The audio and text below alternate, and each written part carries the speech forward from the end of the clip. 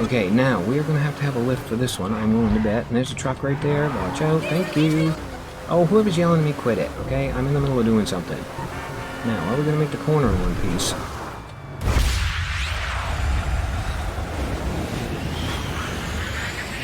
Performing the duties of his office. Digby C. Caesar.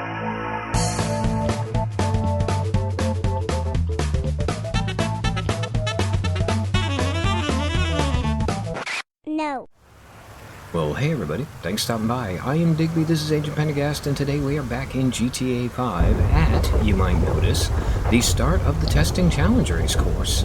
And it is an absolutely lovely morning for driving fast. Anyway, yes, it has been a couple of years since we did one of these Testing Challenge Race things, and all of that is about to change today, all thanks to one particular car. Okay, there's the ring gone, and yes, we're talking about this car, the Vorschlaghammer. Now, there's a YouTuber I really like named Peregrine, and in fact, I hope I said that right, but anyway, yeah, he's got a YouTube channel where he does pretty much just testing cars, and he's got a race course he's laid out around the entire city that goes, you know, completely around the map, and he basically tests out the whatever cars are on sale or whenever a brand new car comes out. Oh, sorry about that. Anyway, yeah, he tests new cars, and he, of course, did a video on the Vorschlaghammer when it dropped. Now, I had actually bought the same car on the same day at exactly the same time, and in fact I bought two of them, and I had done a little bit of personal testing myself, just, you know, driving them around, getting them customized and everything else, and I had come up with the idea that I actually think this car here is better overall if it's not completely upgraded. Now, to be fair, I do play this game on mouse keyboard, so my driving experience is, well, I mean, it's not that radically different from most of you guys, but it is, you know, noticeably different because I don't have analog controls. I essentially have just on and off. But yeah, just driving through the city, I found that the fully upgraded one here, while it is a lot faster off the line and does have a better top end, is actually not as, well, I'm going to use the phrase usable in traffic as, say, my other one is. And of course, the original Testing Challenge Race videos were all about finding the best getaway car. So if I am correct, the other version of this, the non-upgraded version, while it will never win a race, is going to actually be just as good at getting from here to the docks as this one is. But yeah, this thing is fully customized, fully upgraded, fully ready to rock and roll, and as fast and as good as the Vorschlaghammer gets. So let's go put down a time with it and see how it does. Yeah, I tell you what, the Vorschlaghammer is absolutely a thing of beauty. And of course, it is blisteringly fast. So hold that thought. It has actually been so friggin' long since I did one of these episodes that I completely forgot I need a stopwatch for this bit. Okay, we got tunes queued up, we got the stopwatch out. Let's do this in 3, 2, 1, go. Yeah, this thing is absolutely insanely good off the line. Here's to hoping it's as good at dodging traffic. Well, so far so good. And then we got the first problem intersection, which nobody tried to turn in front of us, nobody got in our way, absolutely brilliant. Now I think we're going to go around these two dudes. Yeah, watch what you're doing with the camera there, Digby. We don't want the audience to get sick, thank you. Okay, now if memory serves me correctly, the very first, like, mark of a good time for this was the, I think I called it the U-Tool split time, and it was pretty much just how fast we got from the starting line to the U-Tool sign. And that is going to be coming up here in a second, so...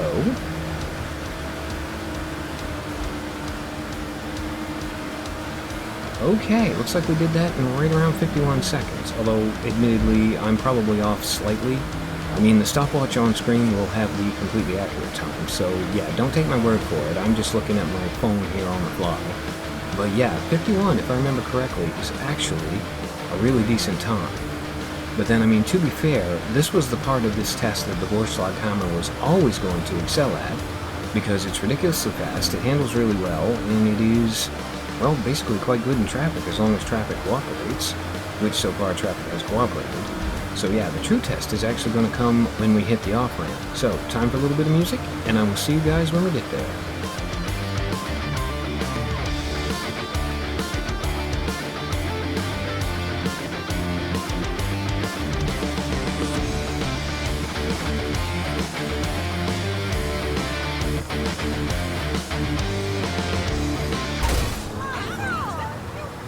Okay, that was dumb. Now, hopefully we don't have the same problem getting up the on-ramp. Okay, that went absolutely spectacularly well.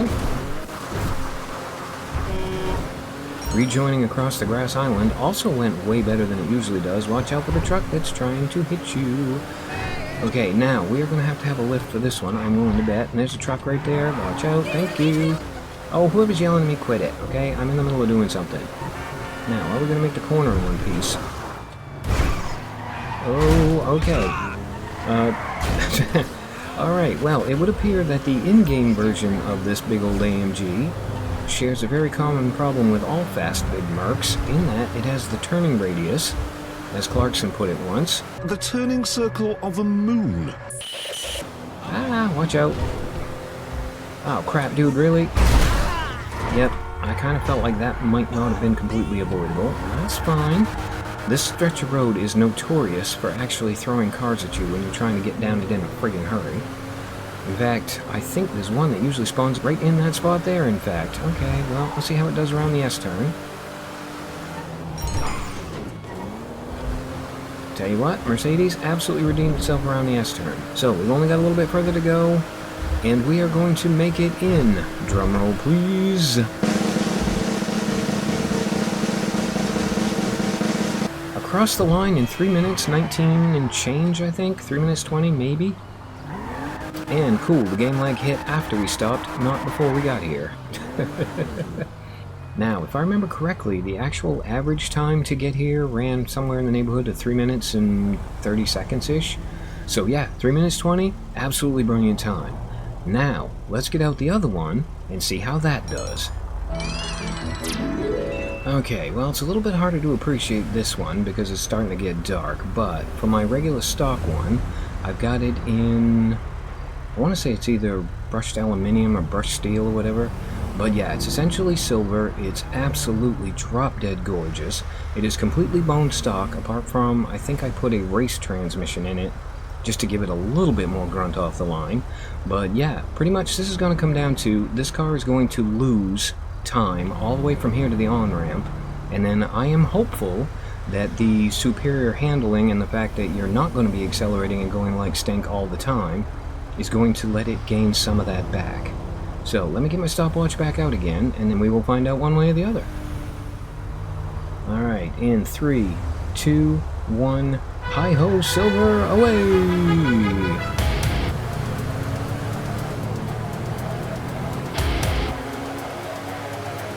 Okay, so we are, again, as we mentioned earlier, going to be losing time, and it also feels like we're going to be dealing with a lot more traffic here than the red one had to deal with. I mean, problem intersection number 1, still not so bad, and we can finally cut back across to here. Yeah, I'm expecting this thing to hit U-Tool probably somewhere in the neighborhood of, like, the 1 minute mark, maybe. And I don't know if I'm going to be able to pick up and, or not pick up, but make up a full 10 seconds from the on-ramp to the docks, but we're going to do our almighty best. I mean, so far on the interstate, it does feel a little bit slower, and again, I know it was a lot slower off the line, but it is definitely not terrible. Hello, biker guy. Okay, we're almost up to the U-Tool sign, so it's going to do it in...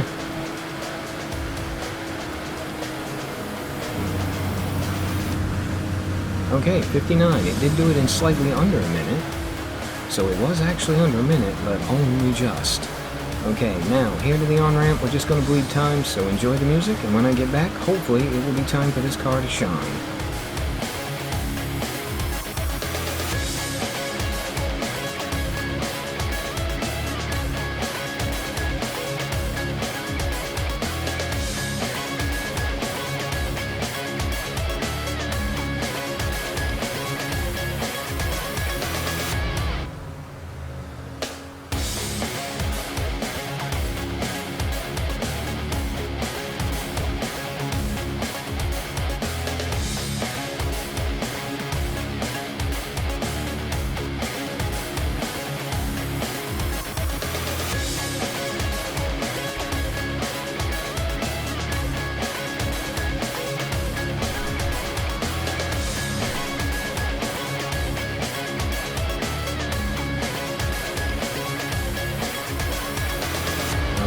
me actually squeeze through here this time. Watch out for the truck, and we are on the on-ramp. Have a little bit of a lift. Didn't actually really need it, I don't think. So yeah, hopefully it's as good around this bit as the other one was. It absolutely is. Yeah, this thing is brilliant at rejoining the road off of that, and that traditionally was a really, really troublesome spot. Now, big question, do we have a lift at the top of the hill here or not? Could might have a little bit of one. Oh, crap, alright, yep, that was on me. Hit the foam pole, that's fine, we didn't lose too much time. I'm thinking a little bit of a lift and maybe a little bit of braking might have been, you know, judicious right about then. Okay, hit the friggin' post and hit a civilian. Whoops. Okay, so far it's doing about the same as the other one did handling-wise. But this bit here is going to be the true test. Can we weave our way through all of this friggin' traffic without hitting anything? Because if we can, we should actually be able to put down a pretty good time. Yep, I saw that. You tried to kill me. Alright, watch out for you. Watch out for the one that's going to spawn in right about... Okay, didn't spawn in. Now, are you going to get around the S-turn as good as the other one did? You absolutely are. Holy crap, that might be the best car I have ever taken through that little tiny section of road. Now, all we got to do is get through here. I'm looking at the time, and unfortunately, we aren't going to beat the red one, but we did it in 3 minutes, 34 seconds. Okay. So, unsurprisingly, the red car did win, but what do we think?